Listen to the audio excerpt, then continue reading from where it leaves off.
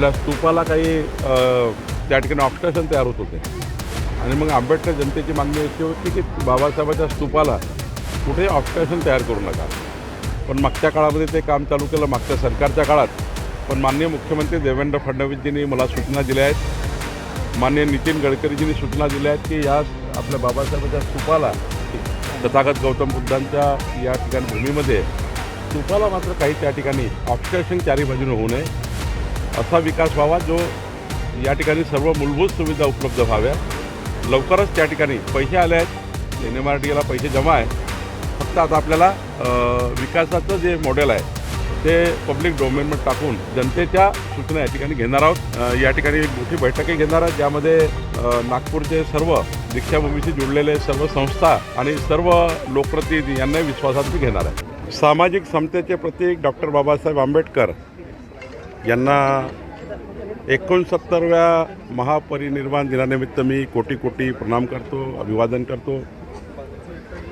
महामानव डॉक्टर बाबासाहेब आंबेडकरांनी जो विचार आम्हाला दिला, तो विचार आमच्या रक्तामध्ये मिसळून आमचं जीवनकार्य जे आहे ते समाजाच्या शेवटच्या व्यक्तीच्या कल्याणाकरता समर्पित करण्याची भूमिका महामानव डॉक्टर बाबासाहेब आंबेडकरांनी आपल्याला दिली आहे.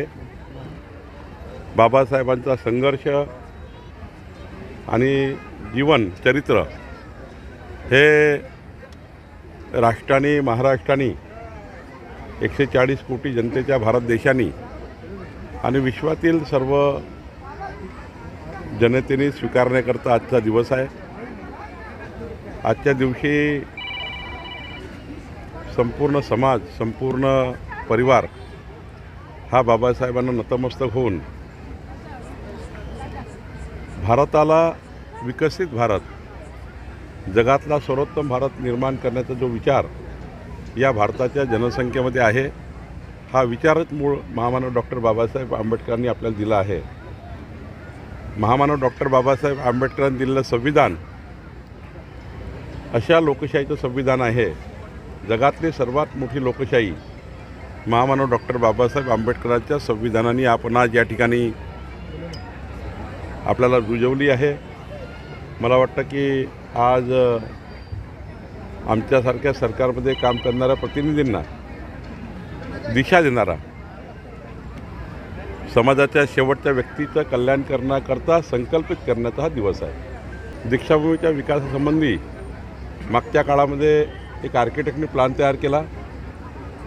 या कार्याला 115 कोटी रुपये आमच्या सरकारने NMRDAला जमा केले. 85 कोटी रुपयाचा जो त्या ठिकाणी विकासाचा आराखडा आहे तो आता आम्ही पब्लिक डोमेनमध्ये टाकतो आहे. मागच्या वेळी जो आराखडा आम्ही तयार केला त्या आराखड्यामध्ये काही ऑब्जेक्शन्स होते. आपल्या स्तूपाला काही त्या ठिकाणी ऑब्स्ट्रक्शन तयार होत होते आणि मग आंबेडकर जनतेची मागणी अशी होती की बाबासाहेबांच्या स्तूपाला कुठेही ऑब्स्ट्रक्शन तयार करू नका. पण मागच्या काळामध्ये ते काम चालू केलं, मागच्या सरकारच्या काळात.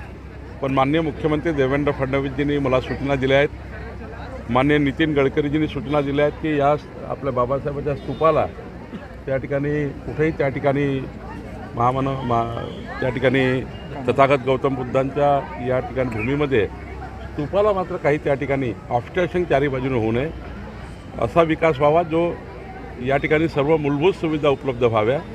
लवकरच त्या ठिकाणी पैसे आले आहेत, NMRDAला पैसे जमा आहे.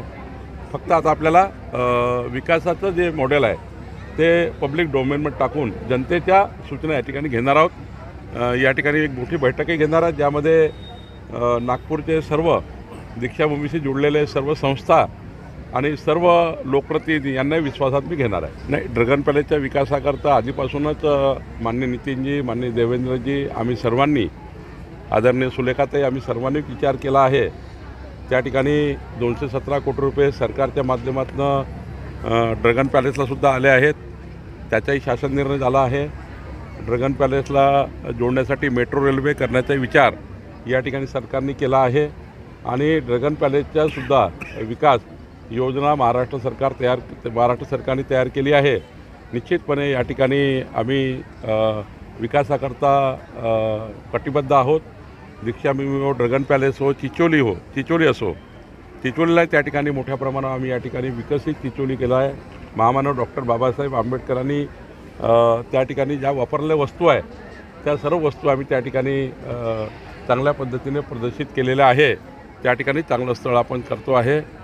शेवटी आम्ही सर्व नागपूरची जी जनता आहे, नागपूरचा मी नागरिक आहे, नागपूरचा नागरिक म्हणून दीक्षाभूमीच्या विकासाकरता आम्ही कटिबद्ध आहोत.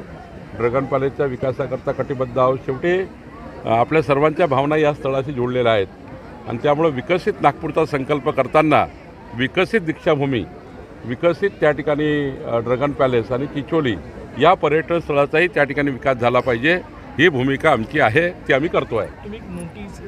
मला वाटतं आज त्या विषयावर काही बोलणं योग्य नाही. मी जी काही लिगल नोटीस दिली आहे त्या संदर्भाने उद्या बोलील. आज आपल्या सर्वांना महामानवाला समर्पित करण्याचा दिवस आहे. हो, थोडा जरा तिथे आधीच कंजेस्टेड एरिया आहे आणि एवढे सारे लोक त्या ठिकाणी नागरिक येतात, बाबांना साहेबांना नतमस्तक होतात, त्यामुळे थोडा किओस निर्माण होतो, पण ते सुरळीत होईल असं मला वाटतं.